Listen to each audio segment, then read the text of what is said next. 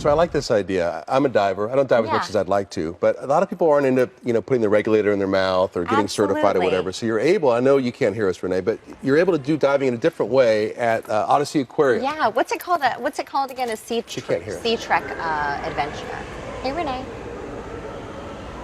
Hey guys, okay, so we are at OdySea Aquarium today. This is SeaTREK, and I've actually been waiting to do this for a while, because if you've heard of SeaTREK and getting into one of these tanks, let me tell you, this is the best one in the country. They won the award for the #1 SeaTREK, so we know that we're at the right place here. So we're gonna be able to get into the water and visit with some of the animals here. I'm talking to Shannon this morning. Tell me a little bit about this adventure and what people experience when they come out here. So our SeaTREK experience is indoor with Indo-Pacific animals, so they can be found in Australia, Malaysia, Indonesia, and we're the only ones who house them indoors for all SeaTREK locations around the world. We tell our guests our stingrays are probably going to touch them more than they touch them because the stingrays are very interactive. They'll swim up and down your arms and legs. They're looking for food. They just want love and kisses, and they really just make it a great time in here. And then our staff is excellent as well. They've been doing it for years since we opened out here, so they really know the helmets and the system and can provide that great experience. Like you said, we did win Operator of the Year in 2018 for all SeaTREKs worldwide,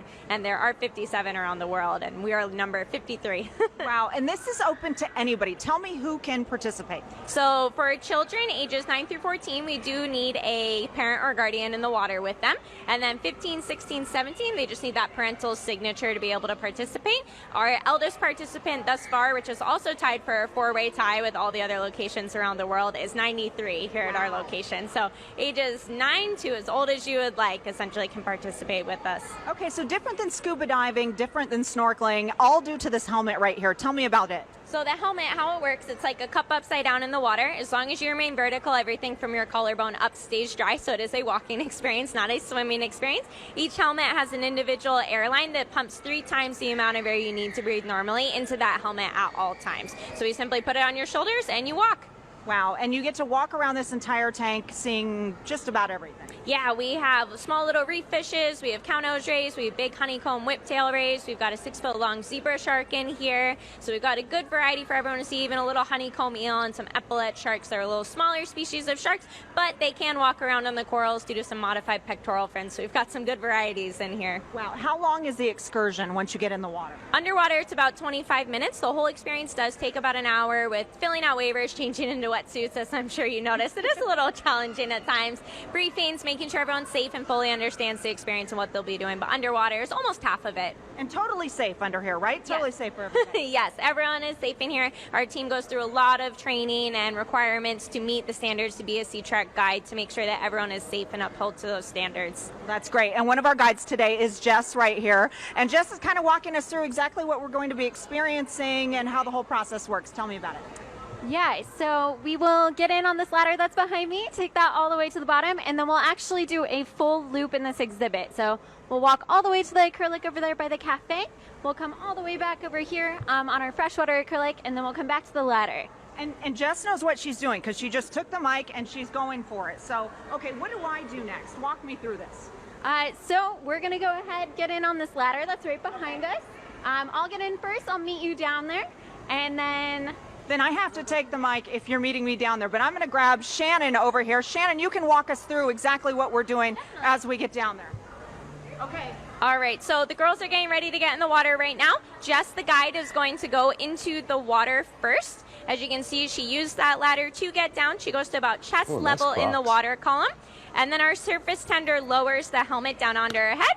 And she uses every single step on the way down. So as you're going down, you will feel pressure in your ears. We simply relieve that pressure by equalizing, as we call it. There are various techniques, but they're all similar to flying in an airplane or driving up the side of a mountain. So you can yawn, wiggle your jaw, swallow your spit. You can even reach up in the helmet and pinch and blow through your nose. All of those techniques work to get those ears nice and equalized to the pressure that you will feel down in our exhibit.